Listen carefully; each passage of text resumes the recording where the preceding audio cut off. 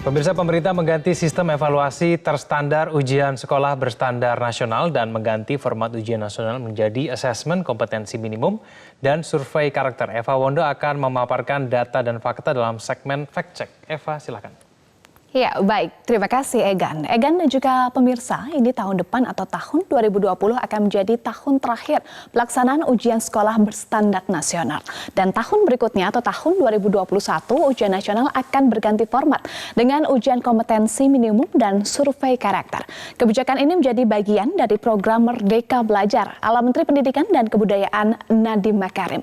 Lalu apa alasan kebijakan ini dan apa yang dimaksud dengan asesmen kompetensi minimum dan survei karakter? Mari kita cek data dan faktanya, Egan dan juga pemirsa. Untuk kita lihat terlebih dahulu, ini soal kebijakan terkait ujian sekolah berbasis nasional yang dimungkinkan sekolah menyelenggarakan ujian sendiri dengan kurikulum nasional. Dan ujian nasional ini diubah menjadi asesmen kompetensi minimum dan survei karakter merupakan salah satu dari 4 pokok kebijakan pendidikan merdeka. Mendikbud Nadiem Makarim mengumumkan 4 pokok kebijakan pendidikan merdeka belajar di hadapan para kepala dinas pendidikan tingkat provinsi dan kabupaten kota di kantor Kementerian Pendidikan dan Kebudayaan pada Rabu 11 Desember 2019. Lalu apa saja ini 4 pokok kebijakan pendidikan merdeka belajar? Kita lihat, yang pertama adalah USBN tahun 2020 diselenggarakan hanya oleh sekolah. Jadi kedaulatan sepenuhnya ada di sekolah. Kemudian mulai tahun 2021 ujian nasional ini akan diubah menjadi asesmen kompetensi minimum dan survei karakter. Itu poin kedua dari 4 pokok kebijakan pendidikan merdeka belajar. Selanjutnya poin ketiga kita lihat. Ya, poin ketiga adalah penyusunan rencana pelaksanaan pembelajaran akan disederhanakan dengan memangkas beberapa komponen. Dan yang keempat adalah daerah berwenang menentukan proporsi final dan menetapkan wilayah zonasi. Lalu apa alasan Mendikbud Nadiem Makarim mengubah USBN menjadi ujian mandiri sekolah dan mengganti format ujian nasional? Menurut Mendikbud Nadiem Makarim, alasannya adalah untuk merawat semangat undang-undang. Dalam Undang-Undang Nomor 20 Tahun 2003 tentang Sistem Pendidikan Nasional atau Sisdiknas tercantum bab 16 tentang evaluasi, akreditasi dan juga sertifikasi. Pada pasal 58 tertulis evaluasi hasil belajar peserta didik dilakukan oleh pendidik untuk memantau proses, kemajuan, dan perbaikan hasil belajar peserta didik secara berkesinambungan. Artinya 100% kedaulatan berada di sekolah. Ini pernyataan selengkapnya dari Mendikbud Nadiem Makarim. Kita simak.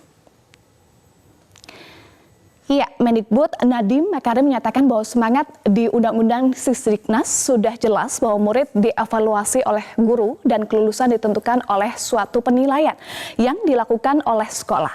Itu semangatnya Undang-Undang Sisdiknas.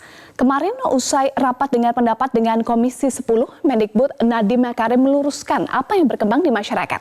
Nadiem menyatakan bahwa ujian sekolah berstandar nasional atau USBN dan ujian nasional adalah 2 hal yang berbeda. USBN sepenuhnya akan menjadi kedaulatan sekolah mulai tahun depan atau tahun 2020. Sedangkan ujian nasional diubah format menjadi asesmen kompetensi minimum dan survei karakter. Nadiem menyatakan bahwa format asesmen masih dalam pengembangan yang akan dimulai pada tahun 2021. Format assessment dengan program for International Student Assessment atau PISA. Kita simak pernyataan selengkapnya dari Mendikbud Nadiem Makarim berikut ini. Satu hal untuk penjelasan saja, itu bagi teman-teman di media mohon diklarifikasi bahwa UN dan USBN itu 2 hal yang berbeda, ya. Itu nggak nyambung kan sebenarnya. USBN adalah yang sebelumnya, itu USBN itu adalah ujian kelulusan, ya. Dan UN itu bukan ujian kelulusan, itu ujian nasional. Jadi itu 2 hal yang berbeda. Banyak yang mencampur di antara ini 2 hal, ya. Jadi mohon diklarifikasi gitu.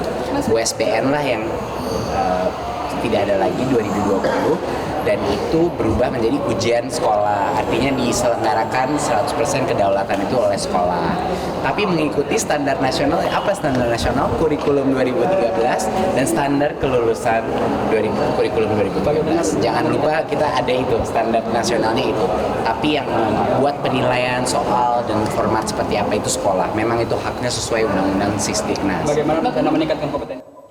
Iya, itu pernyataan dari Mendikbud Nadiem Makarim. Mendikbud Nadiem Makarim ini juga menyatakan bahwa ujian sekolah berstandar nasional ini akan diubah menjadi sepenuhnya kewenangan sekolah, sementara ujian nasional dengan melakukan asesmen kompetensi minimum dan survei karakter.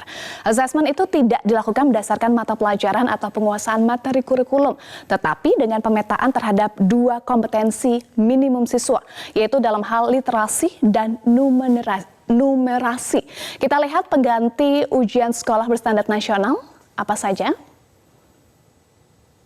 Ya, ini dia. Yang pertama adalah kemampuan bahasa atau literasi. Kemudian yang kedua adalah kemampuan matematika atau numerasi. Dan yang ketiga, ini penguatan pendidikan karakter. Nah, literasi di sini ini bukan hanya kemampuan membaca, melainkan juga kemampuan menganalisis. Ini yang penting, kemampuan menganalisis suatu bacaan dan memahami konsep di balik tulisan tersebut. Adapun kompetensi numerasi, ini berarti kemampuan menganalisis. Lagi-lagi soal kemampuan menganalisis, menggunakan angka terkait dengan survei karakter. Kemudian terkait dengan survei karakter, ini tujuannya adalah untuk mengetahui data secara nasional mengenai penerapan asas-asas Pancasila oleh siswa Indonesia. Survei karakter itu akan dijadikan tolok ukur untuk bisa memberikan umpan balik atau feedback ke sekolah-sekolah agar dapat menciptakan lingkungan sekolah yang membuat siswa ini lebih bahagia dan lebih kuat dalam memahami dan menerapkan asas Pancasila.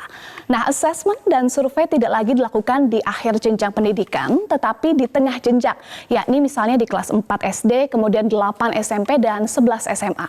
Ini berarti bentuk, metode, dan mutu pembelajaran di sekolah harus meningkat sesuai dengan kebutuhan pengembangan kompetensi siswa, bukan terpaku pada nilai kognitif lagi, sehingga dapat mendorong guru dan sekolah untuk memperbaiki mutu pembelajaran.